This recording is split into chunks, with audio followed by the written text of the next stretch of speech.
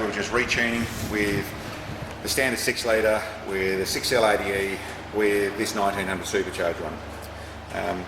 The guy had, the transmission was halfway gone when we worked on it. It came to okay, but really wasn't going to stand up to it. So he decided that he wanted to do it properly. He wants to go and take this stand down the track, wants to play a little bit harder with it, and he's ready to get stuck into it.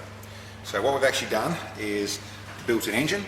This is now a 402 stroker, JE forged pistons, comp star, rods, crank, ARP studs, all the bits and pieces, custom camshaft, dual springs, all the things we'd normally do in one of our forged 402s. We've stepped up the fuel system. It's got a twin pump fuel system in it. It's got the rear Gilmer drive and our custom 8-rib drive up the front, custom pulleys and bits and pieces to make all that work properly. It still is on the 1900 supercharger, so the 1900 is certainly at its really on its maximum to keep up with this sort of combination, but working pretty well. I've also done a turbo 400 conversion to this. So he's gone with the 3-speed turbo 400, fully manualised valve body, reverse pattern, so this thing should be great little tractor. This car has the full exhaust system, so 1.7/8 coated headers and full twin 3-inch exhaust system. Over here at the graph, we've got actually what it did. It's just on the 600 horsepower at the tyres.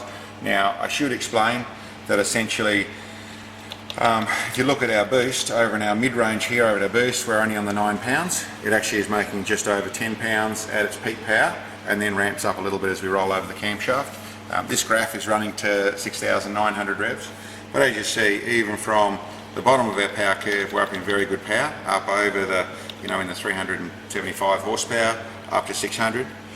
Keep in mind, this is on track tyres. So the track tyre, track radial tyre, they are good for gripping on the track. They're decent for gripping on the road.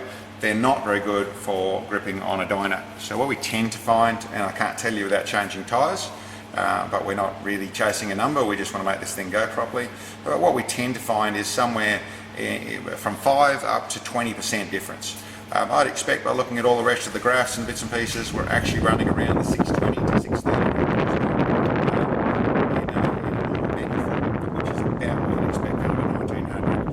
Style of 1900 supercharger sitting on the 402, but this is still going to be a super strong car, super tough. It's running good mixtures, it's running moderate boost, and this should work really, really well. It is first gear.